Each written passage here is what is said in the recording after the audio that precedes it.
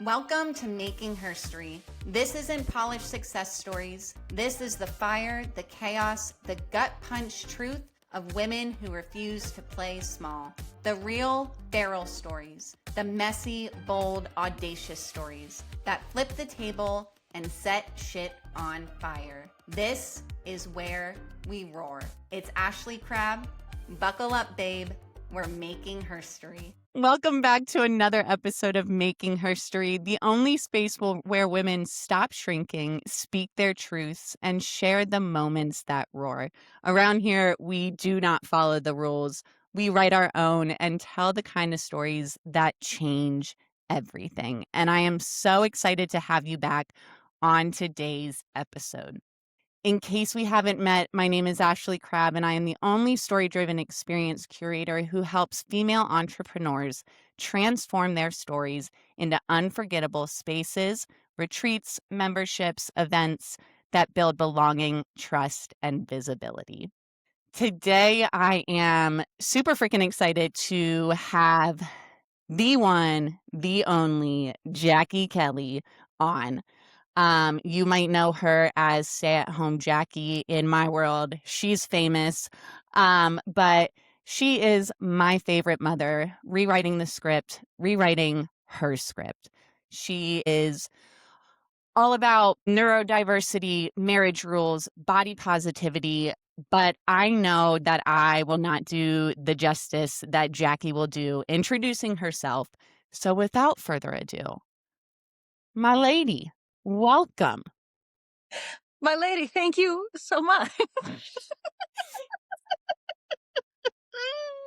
We should probably let people know that, like, Jackie and I have a very, very deep long distance relationship, This and we're is going to try not to our be first time talking.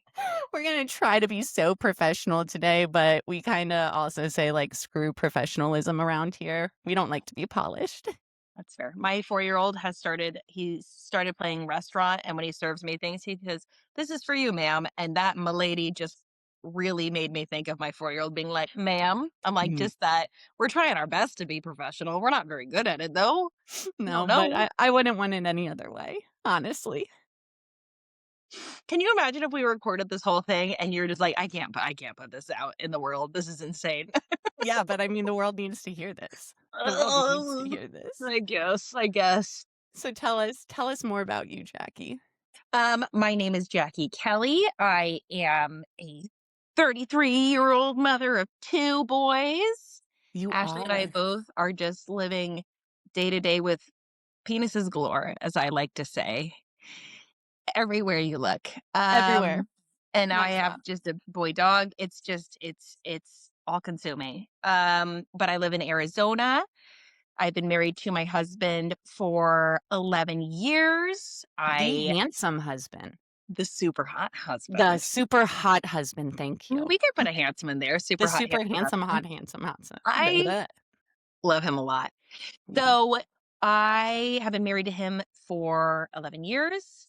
He has a job where he uses his brain, which is like so cool. And then I have this job where I do content creation, and then I am writing a book. And we just take it day by day here. It's all, oh, yeah. And I fix up old bears and I illustrate and I can crochet a turtle, not well. I can do everything. I can do everything like 30% good, I have found. You know, I kind of like that. Like there's nothing I haven't tried that I can't be at least 30% good at. Except math. Right? Yeah, you know, I mean, that's a good percentage, right? 30% good at everything. Yeah, you know, who wants to be 100 at everything? That's no fun. That's no fun. Mediocre at all the things. Except there really are some things that you are amazing at, which are the things that you listed. I mean, I'm trying to think back to how, like, I found you. I found you on Instagram, and I cannot remember. So the algorithm probably just threw you in my face somewhere. It was like, "Hey, you need this lady." And I was like, "I do need this lady." I mean, I wish it had to have been one of the things you were talking about at the time, motherhood, marriage, body images. I think it was one of those. I think it was one of your fun dancing videos. And I was just like jiving with you and vibing. And I was like, I got to follow her. I got to follow her because I don't actually know you in real life. I wish I did. We've Well, never face to face. This we've is never real life. touched in real life. This is real life. Is this a dream? It might be a dream. Nah, who It was knows? all a dream. There No, we but I go. don't know you. I don't know you from close life. I don't know you proximity. I've never given you a hug, just virtually. Not yet. Um, but I did. I started following you, and I is it weird to say I fell in love? Because No. that's what I want to say. But I did because you were just so you. I could just tell you were so Jackie, and I loved that so much. And then I started following along with your story, and that your story is really impactful. I mean, you have been really open about your journey in life and as a mother and as a wife, and I was just like, "Wow.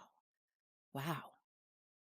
No, it's wild. I always joke with my husband that I could pick a Jackie follower out of a lineup very easily because everyone I've met in real life, my husband's like, "Oh yeah, okay." I'm like, "We all have fun glasses. We all have fun earrings. We all have fun personalities. There's usually a tattoo, at least one tattoo involved or like a set of overalls." He's like, "They all look like you." I'm like, "I know. That's the point." He's like, "It's like someone just took you and just there's so many of you out in the world and like I didn't even know they existed." There have been women in libraries, especially. I keep running into libraries where I just genuinely like I'm looking at them and I'm like, they look when you just see someone and you're like, oh, they are in my lane. Like I love Mhm. their outfit, I love their vibe, and they come up there, I follow you. I'm like, there we go. But you can just tell, like you can tell when someone's like your speed to a degree, especially women, especially mothers, um, especially when you live in a place that not so many people look or act like you. Being able to find someone who looks and acts like me out in the wild is amazing. But I look at you with your fun glasses and I'm like, yeah, yeah, yeah, Yeah, there she's she my is. people. She's my people. Oh my gosh. And that's just so true.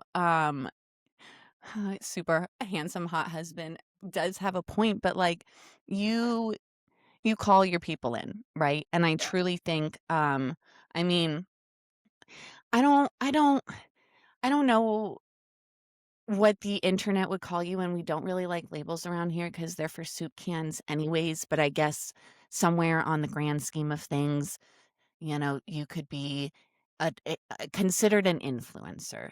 And that word gives me the ickies because it's like it's cringy, but it's not cringy because like let's think of something else.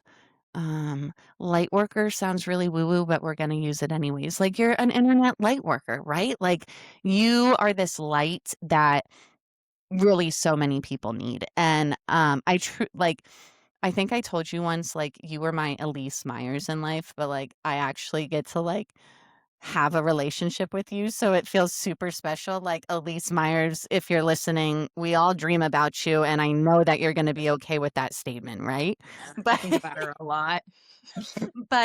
but like you you just bring your people in, and I know that when we throw ourselves out there on the internet that we always have some backlash and everything like that.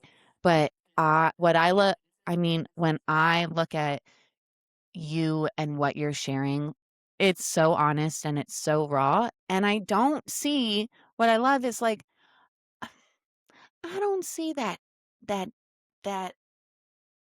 harshness around. You know what I mean? Like you truly just share beautiful things, and even when you share the hard things, they're still beautiful, you know? And I just think that's wonderful.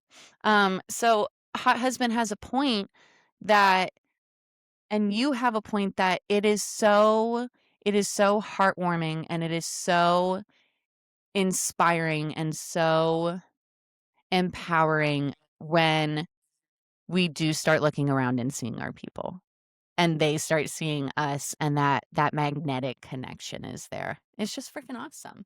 It is, and I think it's just kinda like the quirky gals come out, and I think there are a lot of us quirky gals out in the world, and, um, some people are able to find their quirky counterparts, and I always struggled to find my quirky counterparts. I mean, one of my friends that I've met through social media, I met her for the first time, and she also had a buzz cut, and I was like, "You are the one other person in this state that is a mother with a buzz cut just because you want it." Like, just because I'm like, I never would have known you existed in the universe if I hadn't posted and been able to meet these people who I think to a degree um feel really misunderstood and don't necessarily fit into these specific prescribed boxes of being allowed to just kind of be a little whimsical, allowed to be a little silly, allowed to love ourselves and, like you were saying, take up space. I just sometimes think we need to see somebody else doing it in order to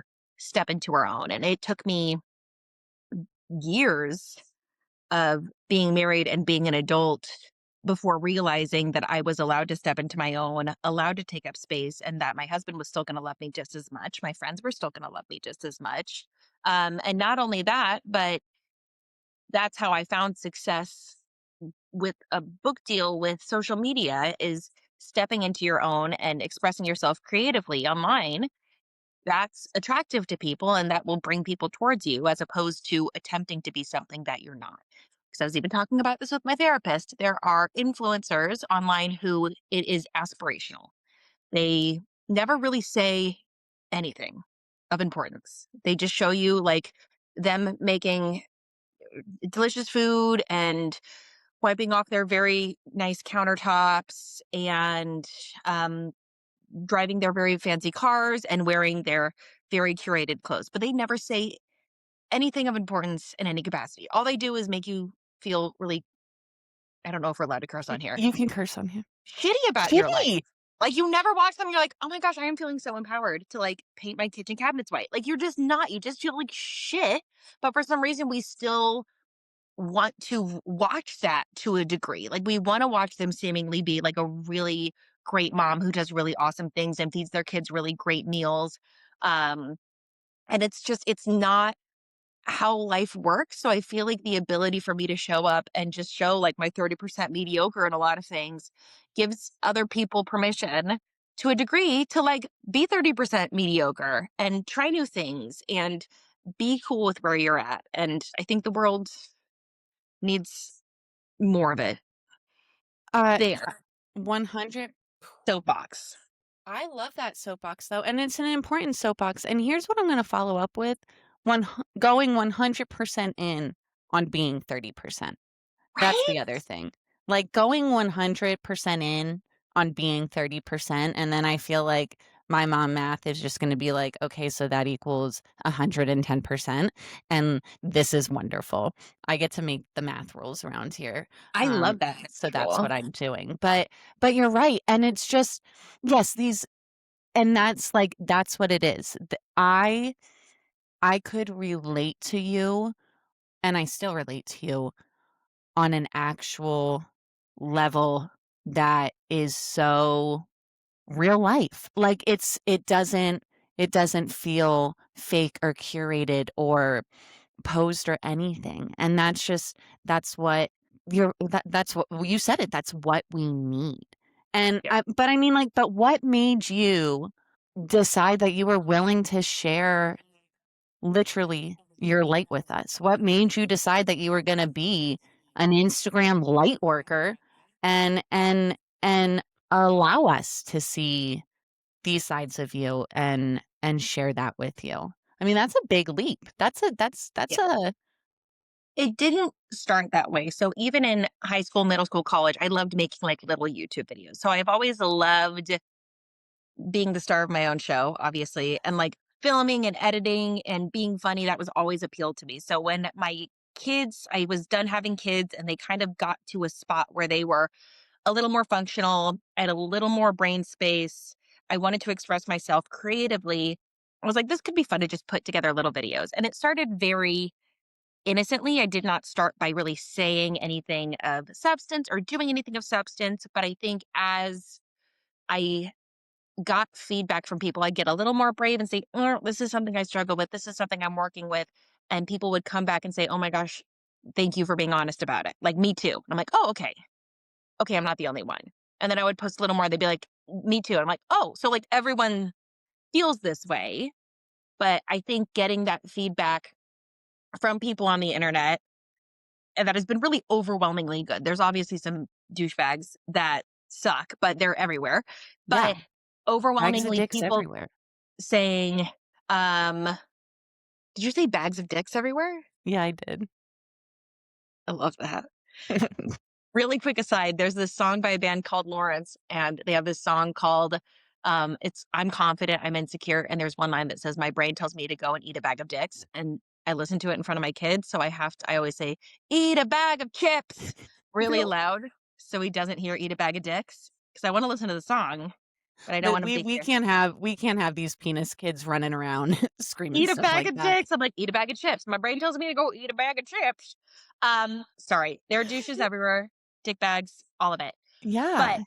getting feedback that I am not alone in my experience and other people can relate. And then I think on a deeper level, I'm writing a book about marriage right now. And while I was writing the intro, I have a line in it that says, like, I wish this is the book that someone would have given me when I first got married. And I wish this is the book that someone would have given my parents. Like, I feel like the stuff that I say about neurodiversity, body positivity, marriage, I'm like, no one told me any of this stuff. And I would have done a lot better in this life if I had had someone telling me it was okay to look this way, telling me it was okay to feel this way, telling me it was okay to act this way. And I didn't. So I'm hoping to be able to be that for other people and give people, to some degree, permission to authentically be who they are and set an example of it's not scary. People will still like you. If you want to shave your head for no reason, if you want to get a bug tattoo for no reason, if you want to dance in your underpants, if you want to talk about the dumb stuff you did yesterday, that's fine. People will still love you. That was a very roundabout way to get to that point. But Sorry. but you're right, but you're right. People and there are people out there who love you because of all of that. And I mean like you in the general sense. I mean, there are people out there who love you, Jackie, me, Ashley, you, the listener, Mhm, because of all of those things. mhm. And there are people, and just like just like you you needed that proof of concept when you started sharing all of that stuff. We all need that. It's not even, I don't really like using the word like validity, even though that's technically what it is, but we need that proof that we're not alone, that we're not crazy, that what we're experiencing isn't some anomaly, because at the root of it we never want to be alone at all. Even if we need alone time, we still don't want to be alone. And when we need that proof of concept, I think we forget the half that is also someone else out there also needs that proof of concept. Someone out there is sitting waiting for you to put your truth out there in the same way that you need people to validate that truth, right? Like it is a circle. It is a circle of life of us sharing our truths and our struggles and our wins and all of the things, and us just needing each other for that whole creation. You know what I mean? Yes, and I think to a degree, I mean, I do a lot of videos where I just dance around in my granny panties, Which which are I love a amazing. supportive underwear. I love a supportive underwear, but to a point, it's kind of exposure therapy as well, because me dancing around in my underpants, filming myself dancing, editing me dancing, I feel like to a degree, I just am like, "Oh, it's just a body." The more you look at it, because I think a lot of the time, especially with body image, we are like, "Ugh, gross, cover it up." Like, I don't wanna look at it, I don't wanna think about it, I hate it. But the more you just exist and look at it, you're like, "It's just skin suit. It's just a skin suit. That's all it is." And it has so much less power when you declare power over it to a degree and just exist in it. And I hate, I'm still working on my heart on this. When people are like, "You're so brave," I'm like, "Thank you." Because what they're really saying is like, if I were that ugly, I could never. Um, just, you're so brave. My mother has used that line with me. I'm like, "Mom, you gotta stop telling me I'm brave because it hurts my feelings so bad." Yeah, because yeah, they're saying if I were that ugly, I would never do that. Or if I were that fat, I would never do that. But there's so many, and I am surrounded by women in my day-to-day life, like my friends, my family, of just this constant narrative of body shame and just I'm like, isn't that exhausting? And when you see it in other people too, you can see how what a time suck, a brain suck, thinking about everything that you eat, getting boob jobs, putting Botox in your face, like all these things. I'm like, the mental, doing your hair, getting like the mental toll, the amount of money, your nails that it takes on a person to not just be able to exist in their body. I'm like, think of all you could cure cancer. You could do so many things if you could just exist. And I make it a point in all my videos. I'm like, right now I'm not wearing a lick of makeup on my face. We got lotion and that's it. Most of my videos is nothing on my face, maybe mascara. I'm like, I'm never gonna use a filter. I'm not gonna put makeup on. I'm not gonna like try to hide or doctor parts of my body because I think exposure therapy, if you can see people with bodies like yours joyfully existing, you can be like, "Oh, well, maybe my body's not as horrendous as I thought. If she can be that size, if she can have that body and she can exist on the internet, then maybe I can do it too." And I just hope I can exposure therapy people into liking their body. It's just all mind control. That's all I'm I trying to love do. that. I just hope I can mind control people into Mind loving control their people. body. Yes, just get naked. Just get Like, naked and dance in front of the mirror. yeah, We have very different bodies. I think we have very similar styles in the way that we care for ourselves. Like, yes, I did have a shaved head at one yeah, time, and I loved you for that. I was like, "Oh, heck yes, she gets it." Because I shaved it and I kept it shaved for like yeah. 3 years, and it was freeing. It was liberating, and I don't hair is I'm like, who we're just gonna go on tangents today. There is no point to this podcast. If you don't want to be here, leave now. You've been warned. We're just some hamsters on a hamster wheel today. So giddy Absolutely. up.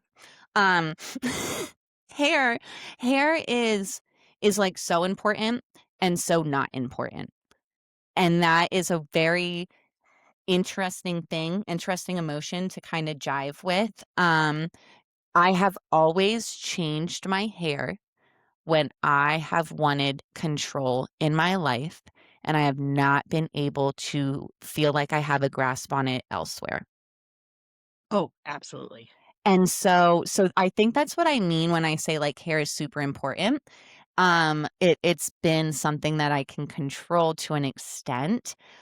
And I remember when I let my husband shave my head.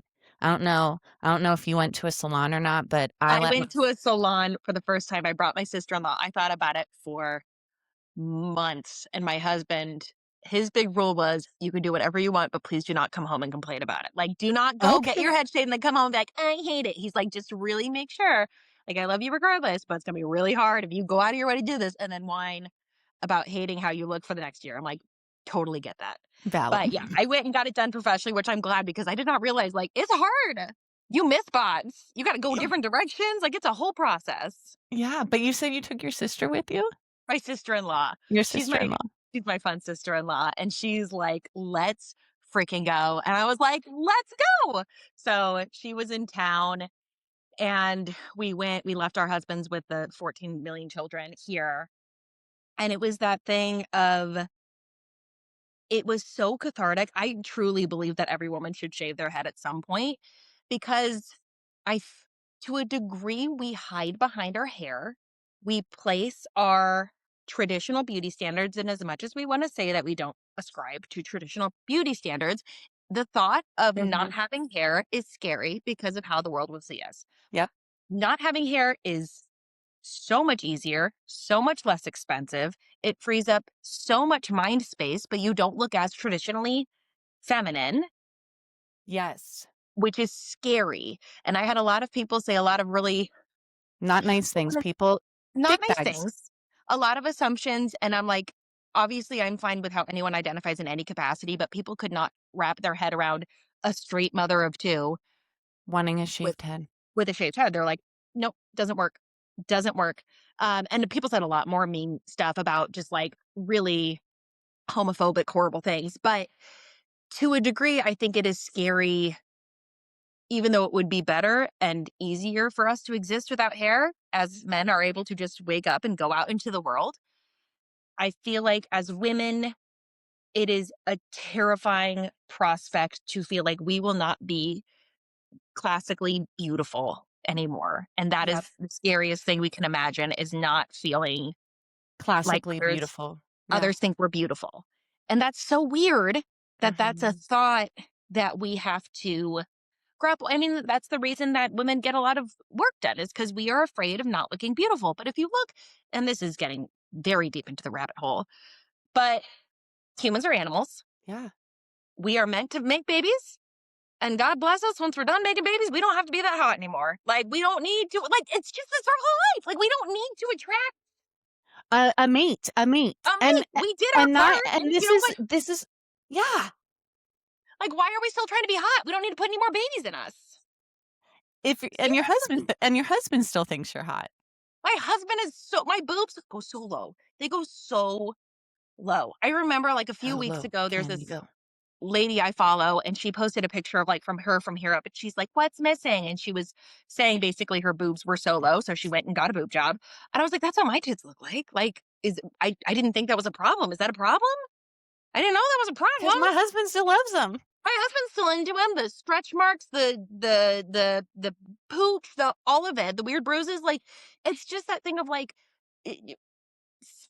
talking about the circle of life. I'm like, we are hot, so we make babies. Yeah. Once we're here to make a baby, we don't need to be hot anymore. We Yeah. don't need to be hot anymore. We need to feel pretty in ourselves, but we Yes. don't need to try to look like 20-year-olds. For anybody else. For No, anybody else. no one wants you to look like a 20-year-old. You're not a 20-year-old. No. You're No. you're I not. mean, maybe That's a you great are. point. Are you 20? You're 20, right? I am 33. But wow. Thank you so much. You're 20. It's fine.